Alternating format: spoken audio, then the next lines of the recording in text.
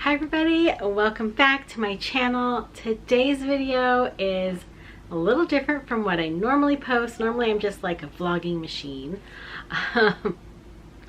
But today we are doing a special TBR because May is Asian American and Island Pacificer Heritage Month, and we love it for ourselves. Cindy over at WithCindy hosts a Asian Readathon every year during the month of May. I will link her channel with her announcement video down below. So I'm going to be taking part in the Asian Readathon this month. I'm really very excited and hopefully can get to some of these books that I've had on my TBR for a while. So without further ado, let's just get into the books that I plan to read this month. Okay, so there are 5 prompts for the readathon this month. I think that it's easier just to go through all the prompts and then tell you the books that I'm going to read, because I do plan on doubling up on some of the prompts, pretty much all the prompts. So, you know, that's just how I roll. But they are: read any book written by an Asian author, read any book featuring an Asian protagonist, read any book by an Asian author in your favorite genre. So for these 3 prompts, I am going to read Spin the Dawn by Elizabeth Lim. This is a YA fantasy about our main character Maya, who this is like a, from my understanding of this book, it's like a Mulan meets Project Runway. I'm not mad about that. I used to watch Project Runway with my best friend all the time, so we are here for it and we love Mulan. So all good things here. There's something about a competition or something, and in order to save her family, she has to pose as a boy. She enters this competition and it's all about like fashion and things. So it sounds more interesting than I'm describing it, as books usually are. But I'm really excited to pick this one up. I've had my eye on this for a year. This has been on my shelf since I think like December or January. So I'm really excited to pick this up. This is going to be my first Elizabeth Lim book. And this is a duology. So I'm hoping I really enjoy this so that I can read the sequel to this book and then continue on just reading more Elizabeth Lim. Okay, the next 2 prompts are: read any nonfiction book written by an Asian author, and read any book written by an Asian author that's not US centric. So the twist also to this readathon is you can combine challenges and read in any order. However, each book you read should feature a character or author of a different Asian ethnicity. This is to encourage cultural diversity. So because, okay, so Elizabeth Lim is Chinese, so I need to pick a book that fits the last 2 prompts and the author cannot be Chinese. So I have chosen to read In Order to Live by, I hope I say this correctly, Yomi Park. This is an autobiography about her escape from North Korea. And I have wanted to read this for a really long time now. And I think this Asian Readathon is going to be the perfect motivator for me to actually get to it. Sometimes I just need that extra little push, because I know this story is going to be really like hard to read, and it's probably going to make me cry and all those things. So sometimes I just need that little encouragement to actually read a book like that. So I hope to find a way to read it. I don't own it, so hopefully I can either find an audiobook. That is the next book that I'm going to read for the Asian Readathon. With 2 books, I have actually hit all of the prompts for this readathon, but I'm not going to stop there. I have a few more books on my list that I hope to get to, and I tried my best to make them as diverse as possible. We'll just see how it goes, but I wanted to shop my shelf and read some of the books that I already own, because y'all know your girl has a problem with buying all the books. Like, I love books and I just want to buy them all. The next one I hope to pick up in May is A Pho Love Story by Lone Lee. This is, it kind of reminds me of like that old story of like the Hatfields or whatever. You know, you had like those two families that like lived across the street or something and they always had this feud. Well, these two families, we have Bone Wen and Lin, I don't remember her last name, but their respective families own pho restaurants and are always like competing with each other, and then Bao and Lin just happen to meet someday or come across each other again someday or something like that, and love happens. So I'm really excited to read this. Also, I think this book is going to give me great inspiration for my Bookish cooking series that I haven't done in a while because the books I've been reading haven't had much food in them. So I do think pho is in our future.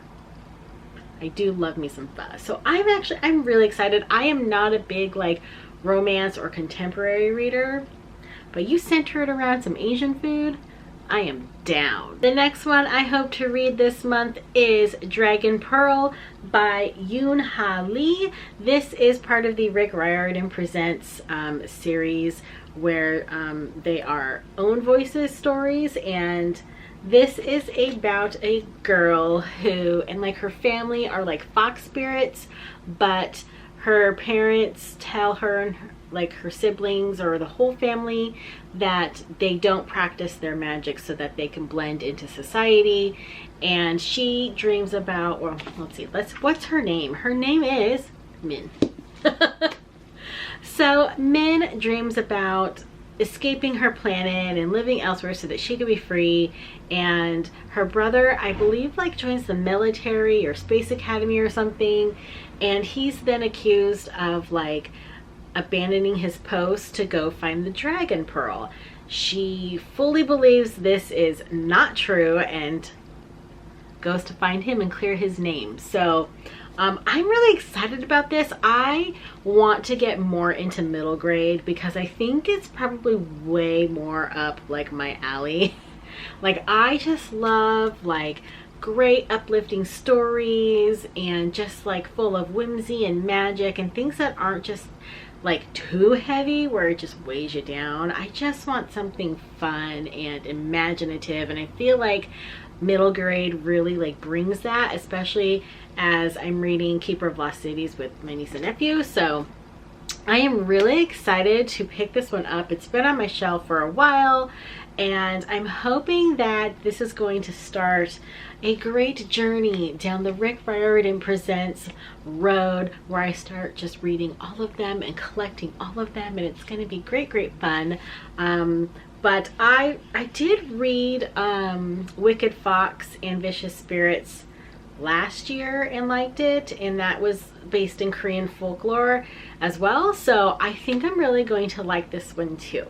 The next book I'm pretty excited about, and it is The Rise of Hiyoshi by F.C. Yee. This is about Avatar Kyoshi and the rise of Avatar Kyoshi and like how she came to be, and I am really excited about this because if you're a fan of Avatar The Last Airbender, like Kyoshi is just this like revered and loved avatar, even like a century after the fact, right? Well, I guess more than a century? I don't know.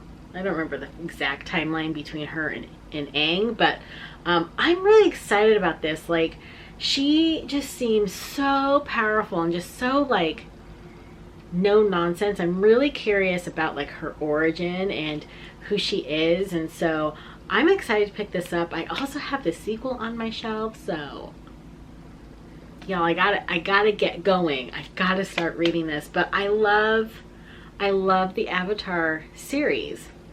Avatar The Last Airbender, not the blue avatars. Let's just be very clear on this.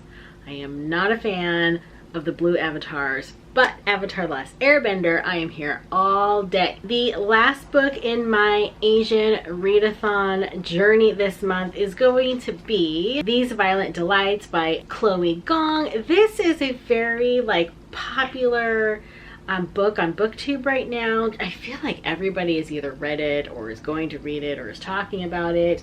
But this is a Romeo and Juliet retelling based in Shanghai in the 1920s, and there's two rival gangs, and I just think this is going to be so good. Like, Shanghai in the 1920s is very fascinating to me because it was very much like, my understanding is very much this, you know, really rich in Chinese culture, obviously, but then you had like the Western colonists coming in and influencing everything. And so I feel like it was just this interesting dichotomy. That's pretty much all I know about These Violent Delights, is that it's Romeo and Juliet retelling set in the 1920s in Shanghai.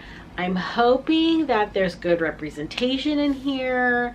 I hope that it's not whitewashed. I'm a little concerned about that. I don't know why it would be, but I don't know. We shall see. I just noticed something with this book. This is the Owl Crate edition. It's gold. Oh my gosh. I didn't even notice that when I like got it. I don't think I did. I don't remember if I did. So that's cool. Oh, neat. Don't you love it when you find stuff out? Look at the inside. That's really pretty. That's so cool. Like, I can dig it. Nice. Anyway. Thanks, Owl Crate. I think this is in my last Owl Crate box too. Because I don't subscribe to that anymore. I was just like, no thanks, I'm done. But, okay. This is the last book in my Asian Readathon for the month of May. I am also going to do an honorable mention of Keeper of Lost Cities Everblaze. This is my read along with my niece and nephew. We are currently on chapter 20. We are making great progress so far because, as you know, because I've mentioned it several times, it took us a year to read Exile. So we are determined not to let this take us a year, but we are having a really fun time with this one, and just wanted to mention that we will also be reading this during the month of May. Those are the books that I plan to pick up in May. There might be others, because you all know your girl cannot stick to a TBR, which is part of the reason why I only picked 2 books for the Asian Readathon, so that I could actually complete the readathon. Because, I mean, to stray from 2 books, that's going to be some kind of special record. I am really excited about this reading month. I think it's going to be great fun, and it's going to knock off some books off of my TBR and off of my shelves, and it's going to be a really good time, I think. As an Asian American, I know I don't read enough books by Asian authors, so I'm really glad to just make myself do it, and instead of just like collecting them. I do plan on vlogging everything because what else am I gonna do? So you can just follow along with me while I read and see how I like them. But that is it for today's video. Thank you so much for watching. Hi everybody, so editing Christmas here. I don't know what happened to that clip. It just cut off. But as I was saying, thank you so much for watching, and thank you for being subscribed and for being here. If you're not subscribed, please consider doing so, and give this video a like if you liked it, and I will see you in the next one. Bye y'all.